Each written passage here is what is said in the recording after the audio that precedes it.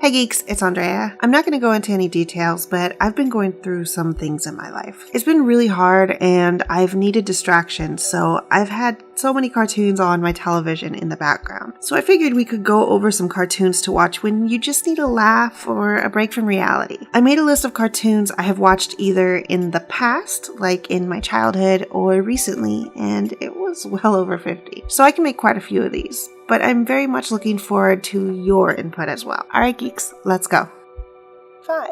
Archer. If you have never seen Archer, I'm going to need you to stop this video right here, put on some sleep pants, turn the lights off, turn on Netflix, and reward yourself for all the great things you've done in life. Archer is undeniably one of my favorite shows in the world. The main character is Sterling Archer, a secret agent who enjoys his alcohol, sex, and life's expensive pleasures. He has a unique relationship with his mother and is a bit of a dick to the people he's around. You might love him, you might hate him, but you're likely to find him entertaining. If the secret agent party boy isn't your cup of tea, there are so many other characters on the show to keep you tuned in. If somehow you haven't heard of Archer, several of his regular sayings have become memes, so I'm sure you've seen him around. But what isn't a meme these days?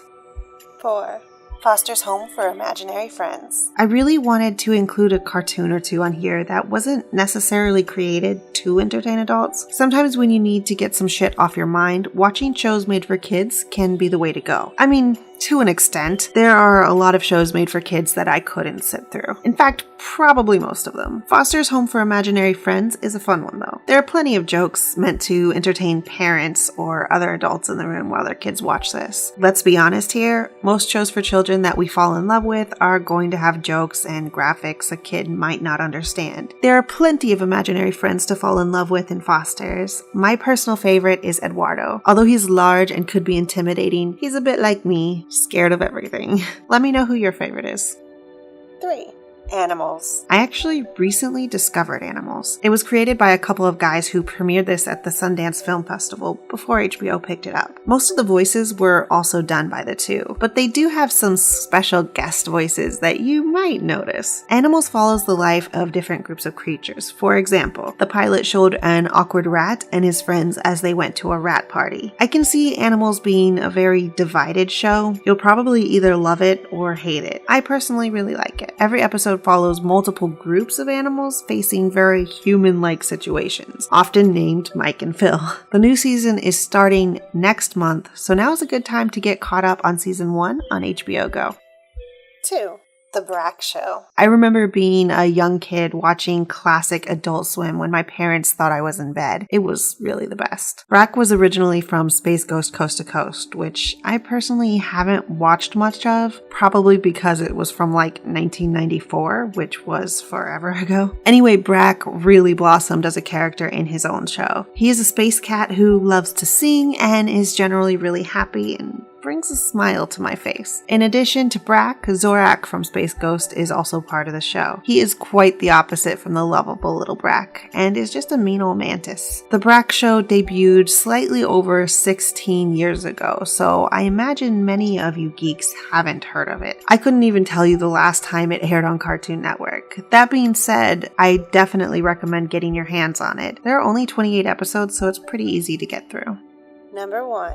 Family Guy. Alright, clearly this had to be here. Undeniably one of my favorite shows. Seth MacFarlane has made a lot of great shows, but we definitely have to give props to the original. I adore cartoons that have a lot of random scenes, and Family Guy definitely has plenty. For me, I feel growing up watching Family Guy really helped develop my love for more adult cartoons. My entire family quotes this show more than I feel like I should admit to. Do you guys have something like that in your family? Until her most recent phone, my mom's ringtone for us kids was always the clip of Stewie going, "Mom, Mom, Mom, Mama, Mama." I love my mom. She's such an adorable dork. I'm not going to be that asshole who says if you love Simpsons, you'll love Family Guy, because that's simply not necessarily true. I don't consider the shows to be that similar. I also highly doubt many people on the internet haven't watched Family Guy. One of my favorite things about the show is how much they get away with. I've always been a fan of pushing the boundaries and being a little bit offensive offensive in the name of comedy. Alright geeks, that's going to do it for this video. Thank you so much for hanging out with me today. I am definitely going to be doing a lot of these, probably even this month. Like I said before, I've been going through some shit, so putting on shows in the background has been a great outlet for me. So I would definitely love to hear some recommendations from you geeks below. On a side note,